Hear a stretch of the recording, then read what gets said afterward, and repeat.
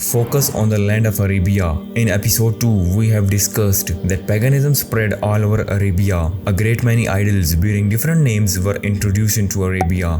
Every tribe and house had their own idols, and the sacred house was also overcrowded with them. Polytheism and worship of the idols became the most prominent feature of pre-Islamic Arabia.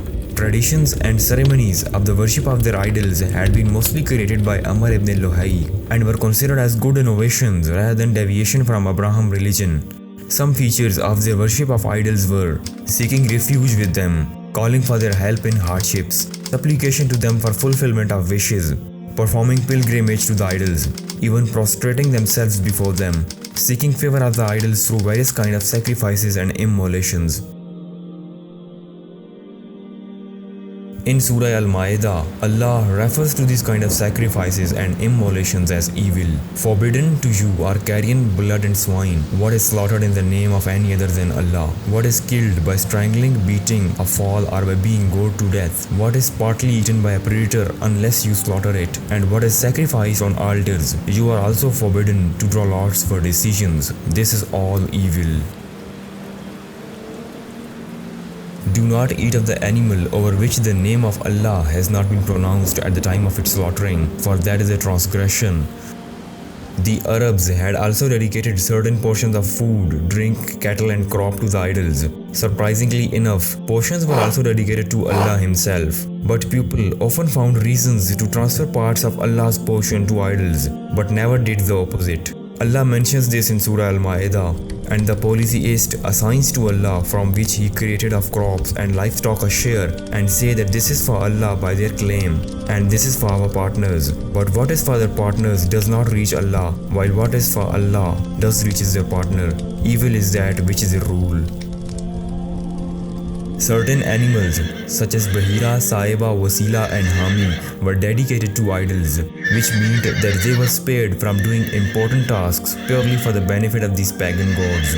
According to the renowned historian Ibn Ishaq, Saiba was a female camel who gave birth to 10 progressing females but no male ones. Saiba was set free and forbidden to be yoked, burdened or having its wool sheared off or by being milked. But it was milked only if the guest needed it. And so was done to all of her offsprings. A female sheep named Wasila had 10 subsequent female daughters. New births from this Wasila were reserved exclusively for males. Hami was also prohibited, a male camel that gave birth to 10 progressing females.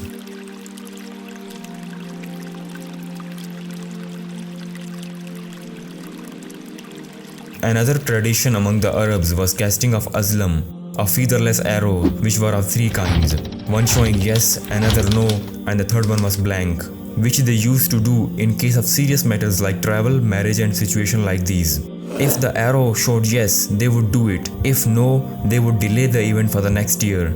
They also used to divide the meat of the camels they slaughtered according to this tradition. Other kinds of Azlam were casting arrows for water or blood money and for checking whether this person belongs from you, not from you, or mulsak. In cases of doubt, they would resort to the idol of Hubal with 100 camel gift for the arrow caster. Only the arrows would then decide the source of relationship. If the arrow showed from you, then it was decided that the child belonged to this tribe. If it showed from others, he would then be regarded as an ally. But if consociated appeared, the person would retain his position but with no lineage or alliance contract. The ancient Arabs felt that the sky and the stars were ultimately to blame for all occurrences on earth, as well as for the fate of humanity.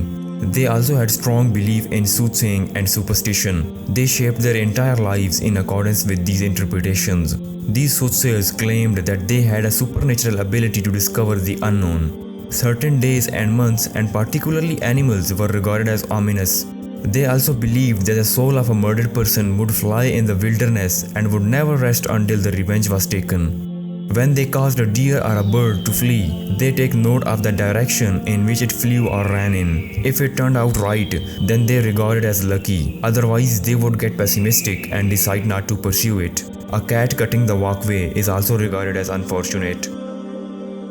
The people of Quraysh, because of their arrogance, sense of superiority over other tribes, and pride in being the guardians of the sacred house, would refrain from going to Arafah with the crowd. Instead, they would stop short at Muzdalifah. The noble Quran rebuked and told them,